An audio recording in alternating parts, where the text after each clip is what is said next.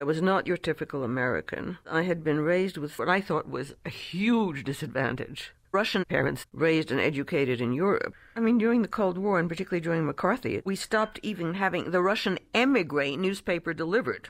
I mean, I would have at one point during my childhood gladly traded my parents in for Mr. and Mrs. Dick Jones from Iowa City, Iowa, who lived in a brick house with a dog and didn't speak any funny foreign languages. At Harvard, I began realizing that this disadvantage was a tremendous advantage, and that if you even had a slight accent in English or you didn't speak the way everybody else did, it didn't mean that people would make fun of you. It meant they'd remember your voice. In Russian, I got dumped into a very advanced course from the beginning, which gave me a chance to take all kinds of literary courses, so that I wound up with upperclassmen and graduate students from day one, which was very nice.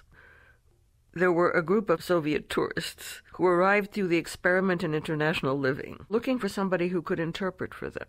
It was so much fun. I mean, some of them were obviously KGB agents, but there were also some very nice people. In fact, I took the whole group home with me to New York.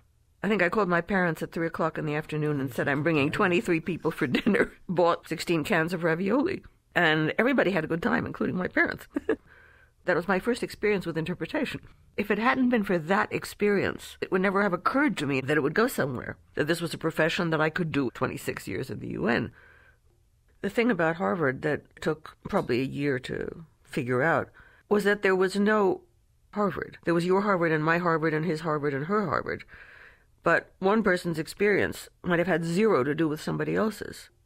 I mean, I would never have tried to join the Harvard Glee Club or any singing group, but there was a kid there named Boris Nikolov. He founded a group called the Byzantine Russian Liturgical Choir.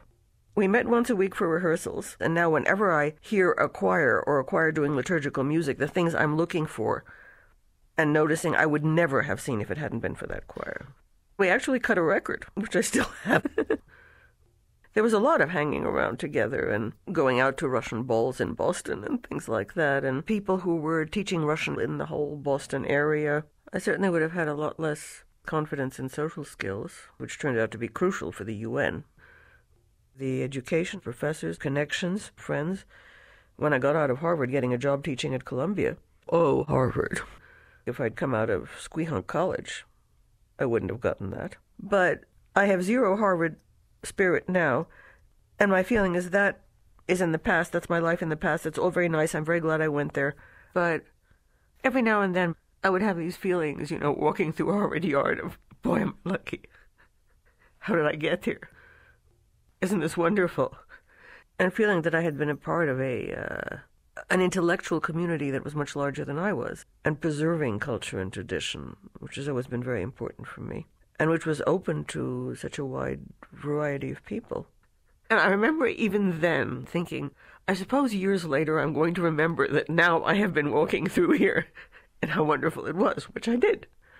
And I had moments like that every term, and even yesterday.